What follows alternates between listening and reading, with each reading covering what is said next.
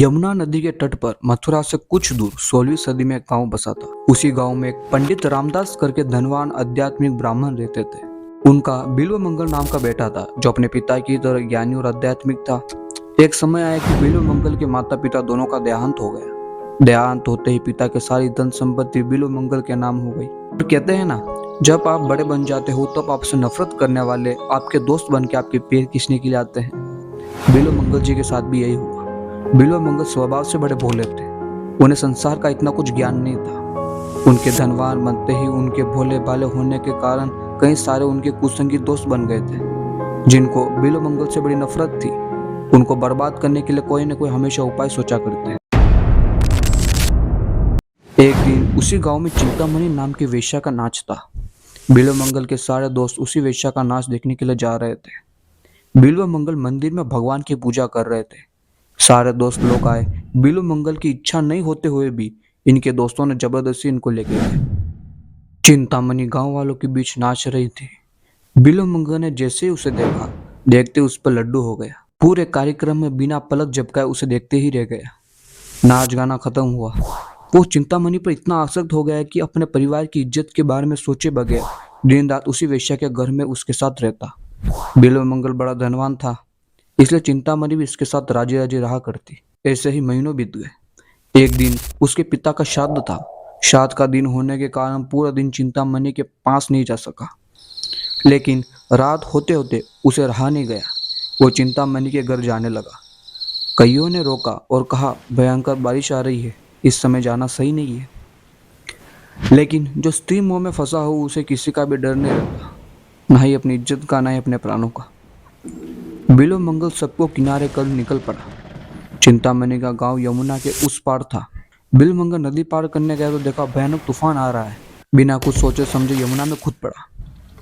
एक लाश नदी के साथ बह के जा रही थी। लाश को लकड़ी समझकर उसके सहारे नदी पार कर ली। नदी के भारी लहरों में उसके धोती और बाकी के कपड़े फट के बह गए थे। पूरे नंगे हो गए बिल्व मंगल।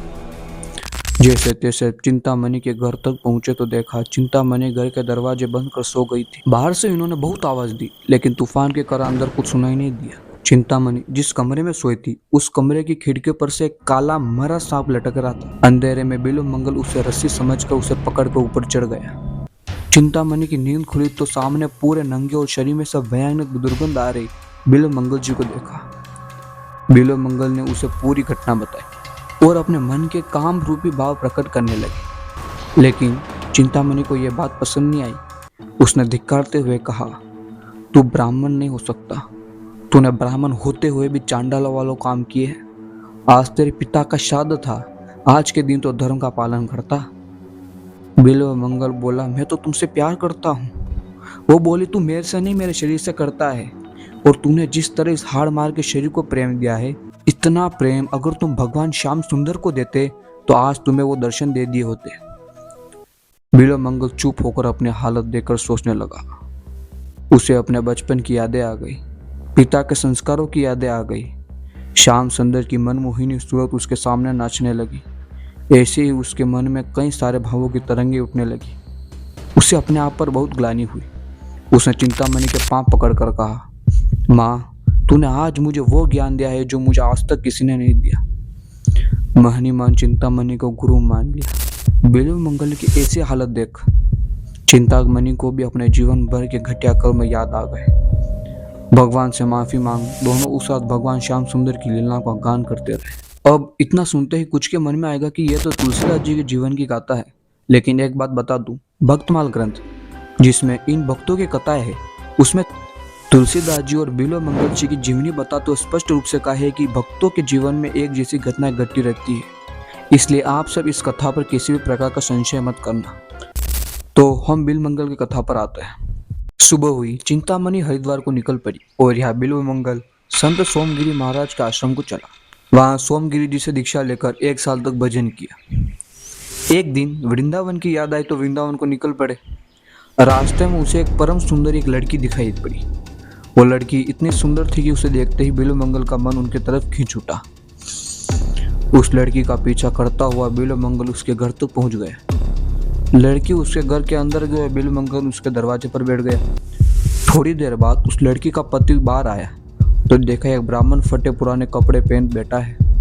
उसने पूछा, महाराज आप कौन हो और यहाँ क्यों आए हो?